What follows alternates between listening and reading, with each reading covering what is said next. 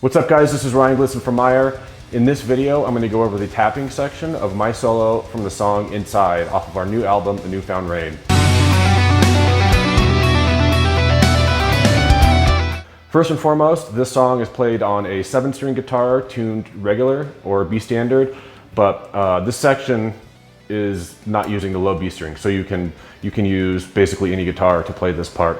One thing to notice is I do have a pick in my hand, but none of these notes are picked. It's all either tapping, 2-finger tapping, or hammer on and pull off from nowhere. So let's go ahead and get started. We're gonna start, and you'll see the tab below, so I'm not gonna go into excruciating detail on every single finger in every position and all that. Really, I think the best thing to do is give you a good idea of how to practice it more than anything else. So I'm gonna break it up into basically 4 sections. What's happening in this lick is I'm playing one part and then I'm kind of ascending the neck, and basically I play the lick through once and then I play it again, but at a higher octave. And that's something that you'll notice a lot of guitar players do when they're trying to go from low to high or high to low or up or down the neck, is they'll play a lick and they'll just repeat it, up and down the neck. It's just a good way to get from start to stop. So let's go ahead and get started on this first section. So how I would break this up to practice, I would just start with this part.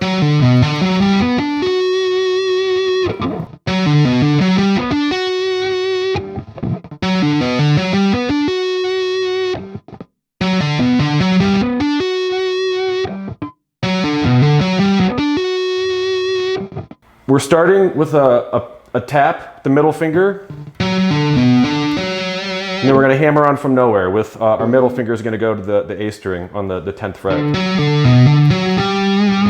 And then from there, that note is a little hard to hear, but that's another hammer on from nowhere with your index finger. And then I'm going to continue to keep playing the notes in succession. And those notes are just an octave higher of the first set of notes. So I would just take those first grouping of notes, put a metronome on slow, and just repeat it until you can get it clean.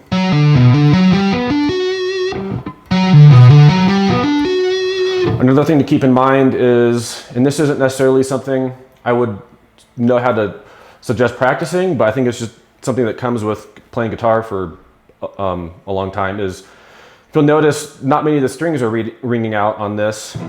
It's because I'm muting strings when I'm not playing them. So when I'm doing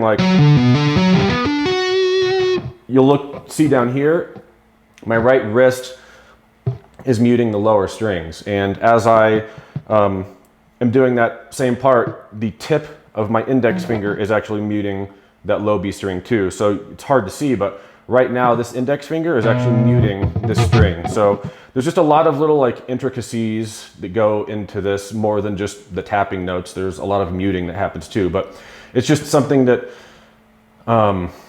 as you get more proficient with guitar, you'll have to figure out ways to keep strings from ringing out. So that first grouping of notes, we'll just play it one more time. To finish off this first part of the lick, there's just a couple more hammer-ons, and then we get into some 2-finger tapping thing. So I'll go ahead and play all the way through the first half.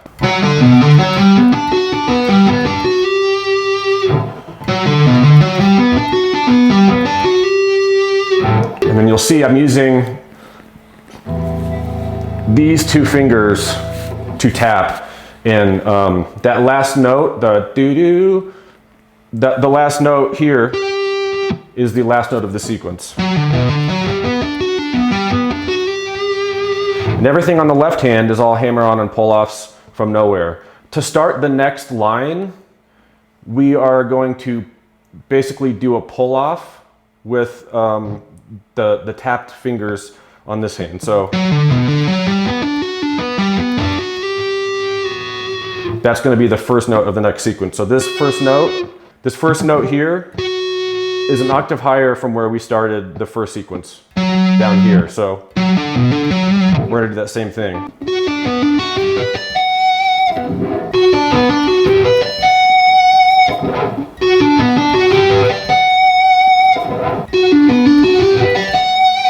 And you'll notice, even though these are the same notes, just played an octave higher, because of how the guitar's tuned on the higher strings, the fingering is just a little bit different, and it's actually quite a bit harder this second half. So I would break this one up. In the second half, not all of the notes are played again. It's maybe like a half of it or 3/4 of it is repeated.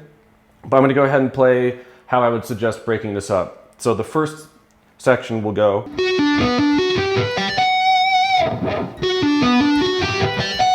And one suggestion I would make, usually if you're going to arpeggiate notes that are on the same fret, so on the 12 right here,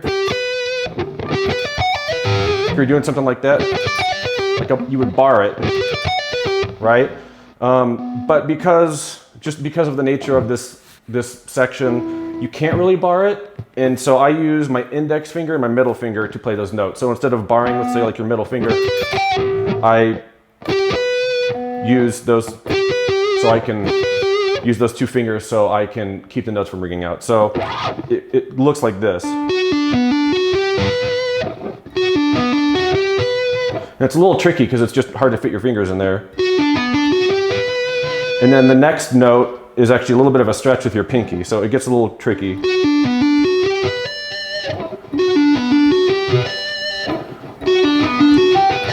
So I would suggest just practicing that over and over again with a metronome. And then again, we're gonna add some tap stuff in there, and we're gonna also do some two-finger tapping.